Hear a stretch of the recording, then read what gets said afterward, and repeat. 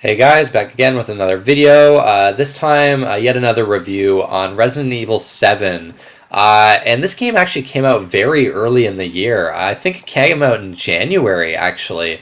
It got really good reviews at the time, and it was a game that I always wanted to play, but for whatever reason, I just never got around to it. I played around like the first 25% of the game at a friend's place, but I didn't play after that. And I don't know. I decided it was one of those games I really wanted to play until before the game of the year stuff starts coming up. So I borrowed it from a friend and played through it. And I just finished it not too long ago, and I enjoyed it. I quite enjoyed it. I think this is probably one of the best games in the series. It's certainly the best game since the fourth one, and I feel like they've really gone back to the roots of the series with it, the survival horror roots. I feel like the series, it's gone downhill lately. Resident Evil 6 was not great, and it's gotten more action-oriented ever since the fourth one, really. And as much as I love the fourth one, it definitely still has some survival horror elements to it, but you can't deny that it definitely went for a more action-focused approach for the series. So yeah, this is probably the most similar to the old games that the series has been in quite a long time. But yeah, let's get into the actual review here. So I guess we'll start with the story with this one. It's kind of a simple story, actually. Like the premise is quite simple, and it's a great horror premise. It's been done before a bunch of times, but it's always a premise that I think works really well with horror movies and games and things like that. It actually reminds me of maybe of Silent Hill 2 a little bit as well, actually. But your character is Ethan Winters, I believe. And he gets a message from his wife Mia, who is presumed to be dead for I think 3 years, or not dead but missing. But he receives a letter from her asking him to come to this derelict plantation in the middle of Louisiana, and then she's there waiting for him. And that's all I really want to say, but you come to this plantation and you eventually contend with the Baker family, who are these family they're like this family that's kind of infected with something. I don't know, that's one of the mysteries of the game. But you're kind of exploring this this old farmhouse that they have, and kind of you get into a lot of like these scripted sequences with the Baker family, and you actually end up fighting a lot of them as well. But they have this mysterious infection, and then that's where like the horror kind of comes in, and then there's a lot of elements of like other Resident Evil games as well. Without spoiling anything, I think this game has a very strong, like, I'd say, like, the first 75% of this game is really strong. Anything to do with the Baker family, I think, is quite terrifying and really well done, especially when you're exploring, the farmhouse and the old house. But then, towards the end, it becomes... I don't know, it's really hard to talk about this without spoiling anything, but it becomes a little silly, and it basically devolves into a bunch of like common horror tropes that I just absolutely despise, and I don't know, the way it wraps up is just not very satisfying, and it goes into a direction that I wish it hadn't. All I'll say is I wish this game was kind of its own thing. That's all I'll say. That I think will be enough to kind of hint at maybe some of the possible directions the story goes in this game. But I don't know. I do think they fail to capitalize on the interesting premise, and where they go with some of the finer details of the story is, I think, a little disappointing. Again, I'm being very vague, but I don't really want to spoil it for people that haven't played the game.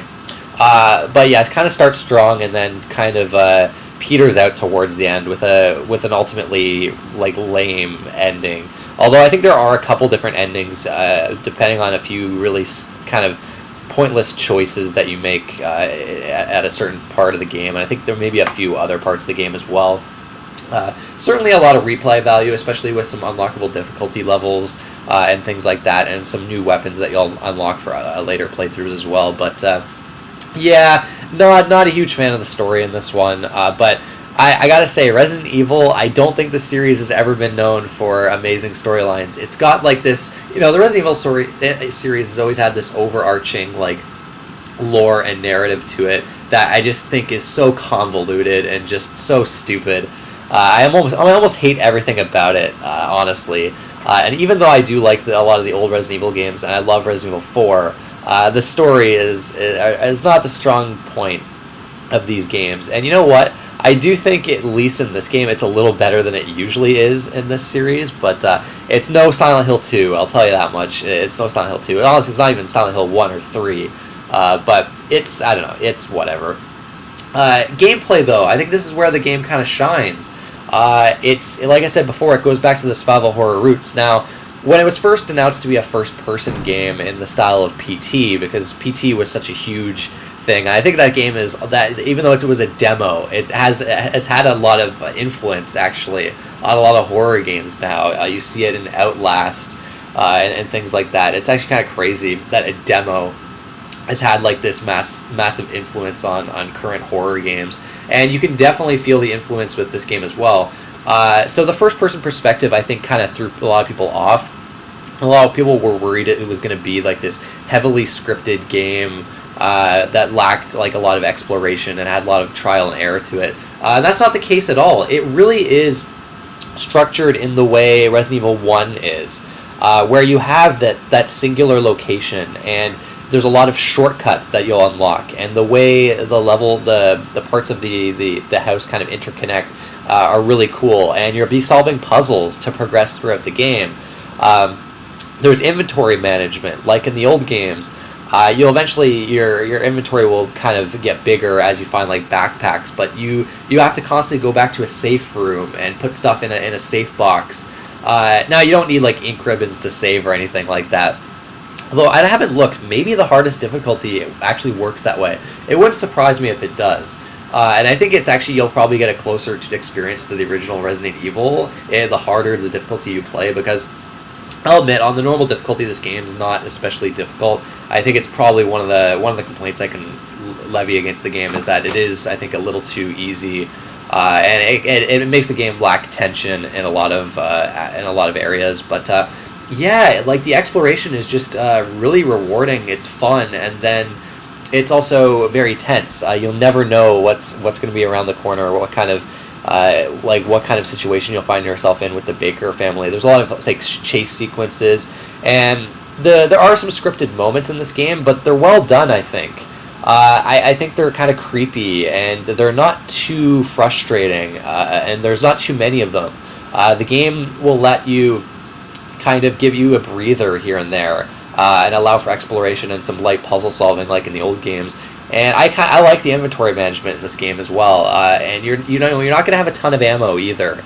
You're going to be kind of searching for ammo, and there's like chem fluid items that you can find that you can kind of combine with other items like herbs and things like that to make stronger items. So you've got that element returning from the old Resident Evil games.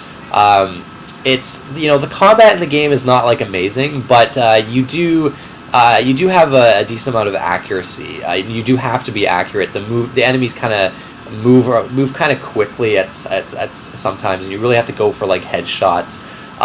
One of the things I do think is a little underwhelming is like the enemy variety outside of like the Baker family. There's just not that big a variety of enemies. So it's I don't know, it gets kind of repetitive, especially towards the end where the game gets really combat oriented, which I think, again, it's another one of the reasons why I think the game kind of falls apart a little bit at the end compared to like the first 75%. The puzzles, I actually like the puzzles in this game. Okay, they're very simple. They're not going to take they take hardly any brain power at all. But you know what? I actually prefer it to the obtuse, frustrating puzzles in the original games. Now, this is, I think, the one point that most people are going to disagree with me on. I've seen a lot of people say that they actually really love the puzzles in the old games. I'll never understand it. I don't get it. I don't know. I've always hated them, so I was kind of glad that they simplified them. That said, I do think they maybe simplified them a little bit too much. I think they're pretty brain dead easy in this game. And I don't think they really needed to be as easy as they are. I think they could have made them a little more challenging without being like frustrating like they are in the old games, and like unrealistic like they are in the old games as well.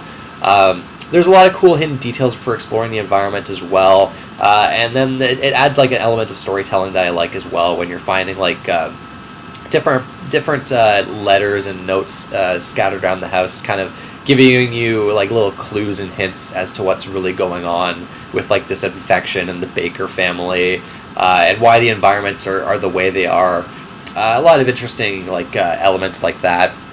But yeah, the gameplay, it's not like this. It really is like this first-person version of the original Resident Evil, just with a few differences here and there. And I think it's surprising. I'm surprised Capcom actually went in that direction. I think it works well. It's kind of surprising how well that first-person's perspective works. And it makes me wonder what they're going to do with the Resident Evil 2 remake. Are they going to do it like this? Maybe a first-person perspective, because they've proved here that it can be done. And you can still have the elements of that original Resident Evil and still have that survival horror feel to it. And this game definitely has a survival horror feel. And you know what? I'm glad Capcom decided to do that. And I think the game ends up being fresh because of it.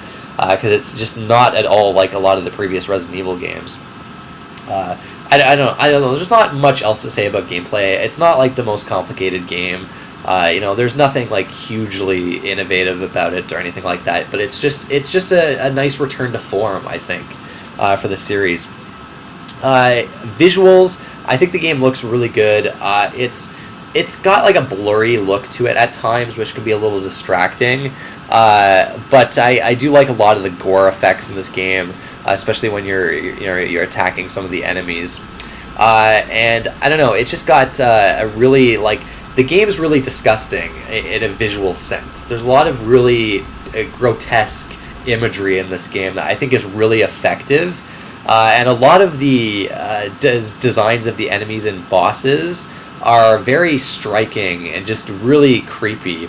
I guess that also kind of leads me to one other thing with the gameplay. The bosses in this game, like, there's one that I really liked, but for the most part, the bosses are kind of underwhelming in this game, especially the final boss. I thought the final boss was really lackluster, but yeah, that's another brief thing I kind of wanted to mention. Well, I guess other than that, there's little other things with the gameplay. The antique coin that you just saw in the gameplay there, you'll find a bunch of them that you can use to kind of upgrade weapons that you'll find throughout the environments. So there's a little, and then also you can kind of like increase your health, and that's kind of interesting as well. Like there's like this little tiny upgrade system in there that kind of rewards exploration. But yeah, visuals, I think the visuals are pretty good. Not like amazing. I don't think this game's like an incredible looking game, but it's definitely a good looking game, I would say. Audio design is spectacular, especially if you're wearing headphones. Just like really, really strong audio design. Really creepy, unsettling voice acting from the Baker family, which I liked as well. Even though Ethan's voice actor I didn't think did like an amazing job. The music is appropriately haunting and kind of subdued. Not too much of it, but when it does kick in, it's really effective and adds to like the mood. And the atmosphere in general, like talking about the visuals and audio design, they really nailed the atmosphere in this game. It's this really like it's this derelict farmhouse, and everything is really like old and again, like I said before, like there's a lot of disgusting imagery in this game that you'll see that I think is really cool. And it's just the environment is just creepy to explore. It's like this really interesting setting. Louisiana is not really a setting you see too often.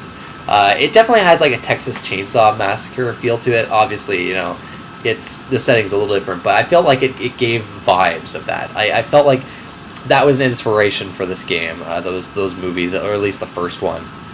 But yeah, audio-visual presentation, I think, in this game is quite good. I would really like to play this game in VR. I think it would even be more impressive that way. I've heard this is still like the best game on VR, and I think the game would be actually truly scary in VR. Like I gotta try it at some point. I think it's a little bit of a bummer because I think this game I might appreciate more and love it more if I did play it in VR. Like it might even be like Game of the Year list material actually, but. Yeah, audiovisual presentation is quite well done, I gotta say. I mean, I guess that about covers it There's not too much else to say about the game. I don't think. I don't want this review to be like this massive one, but I'm glad I finally played it, and I quite enjoyed it. I don't think it's like Game of the Year material or anything. You know, I don't love this game. I don't think it's like this amazing game, but I do think it's well worth playing, especially at the reduced price that it's now at. I think it was at like $20 for Black Friday, and that's Canadian price, which is pretty good. For that price, I think it's well worth it, and I think fans of the old Resident Evil games have been kind of bummed by the series lately, and maybe have skipped the latest entry because they just don't like the action approach. I think we'll be pleasantly surprised by this game. Certainly not perfect. I do wish they went in a different direction with the last 25% of the game. It's got some issues here and there, but still quite an enjoyable game. Glad I played it. And yeah, that's it, guys. I want to thank you for watching, and I'll see you next time. We need